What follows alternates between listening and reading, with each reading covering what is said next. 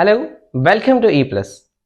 आज के इस लेसन में हम फ्यूचर टेंस के जो फ्यूचर कंटिन्यूअस फॉर्म है उसके बारे में सीखेंगे कि इंग्लिश में इसके जो वाक्य हैं उसके स्ट्रक्चर क्या हैं, उसे किस तरह से बनाते हैं। इससे पहले वाले लेसन में हमने टेंस के इंट्रोडक्शंस को पढ़ा था और फ्यूचर टेंस के जो सिंपल फ्यूचर टेंस है उसके बारे में जाना था, उसके जो सिंपल स्ट्रक्चर है उसको जाना था। आज हम आगे बढ़ेंगे और इसमें थोड़ा ज्यादा जो स्ट्रक्चर है उसको समझने की कोशिश करेंगे कुछ सेंटेंस के एग्जाम्पल से। हम आगे बढ़े इससे पहले एक बात इंग्लिश में समझ लेना बहुत जरूरी है कि जो टेंस है जनरली ब्रॉडर सेंस में तीन भागों में बांटा गया है। एक पास्ट टेंस और एक प्रेजेंट और दूसरा जो है फ्यूचर टेंस में। ऐसा है कि कोई घटना जो समय है पीरियड को, है ना, वो past tense, present and future में बांटा गया। लेकिन इंग्लिश में, इंग्लिश लैंग्वेज में इसका कॉन्सेप्ट बिल्कुल अलग है। इंग्लिश लैंग्वेज में फ्यूचर टेंस नहीं होता है।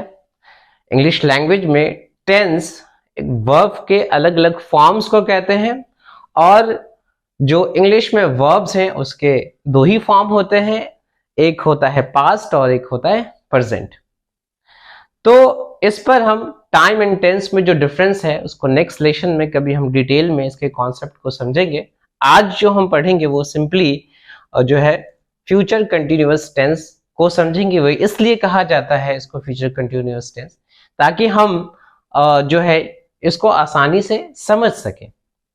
तो फ्यूचर टेंस यानी कि ऐसी घटनाएं जो फ्यूचर में, है ना, वो जारी रहेगा किसी समय तक। तो ऐसे वाक्य को बनाने के लिए हम जो है स्ट्रक्चर का जो इस्तेमाल करते हैं, सबसे पहले सब्जेक्ट विल और उसके बाद be, verb ING and then object का इस्तेमाल हम करते हैं। एग्जाम्पल से समझते हैं।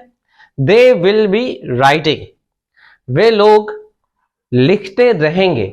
यानी कि इस वाक्य से पता चलता है कि फ्यूचर में कोई कार्य जारी रहेगा, यानी कि कोई एक्शंस चलता रहेगा।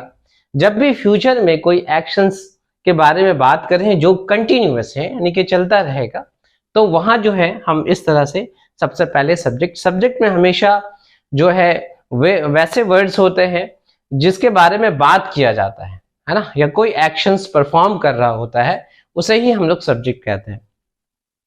She will be working in the office, यानी कि शी कोई सब्जेक्ट है जिसके बारे में हम बात कर रहे हैं, वो ऑफिस में काम करती रहेगी। यानी कि फ्यूचर में हम देख रहे हैं किसी निश्चित समय तक कोई काम करता रहेगा।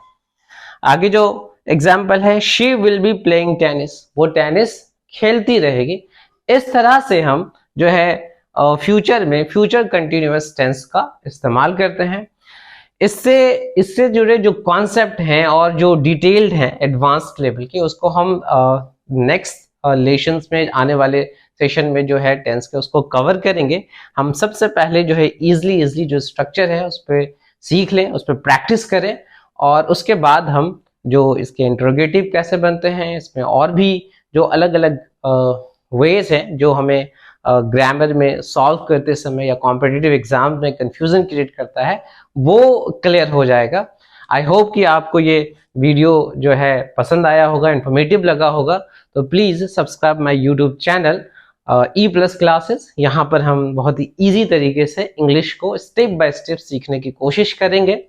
इसके अलावा आने वाले जो लेसन्स हैं वो हिस्ट्री पे होंगे और कुछ जो है पॉलिटिकल साइंस पर होंगे, इकोनॉमिक्स पर होंगे। तो प्लीज अगर आपको ये चैनल पसंद आता है तो सब्सक्राइब करें। Thank you very much.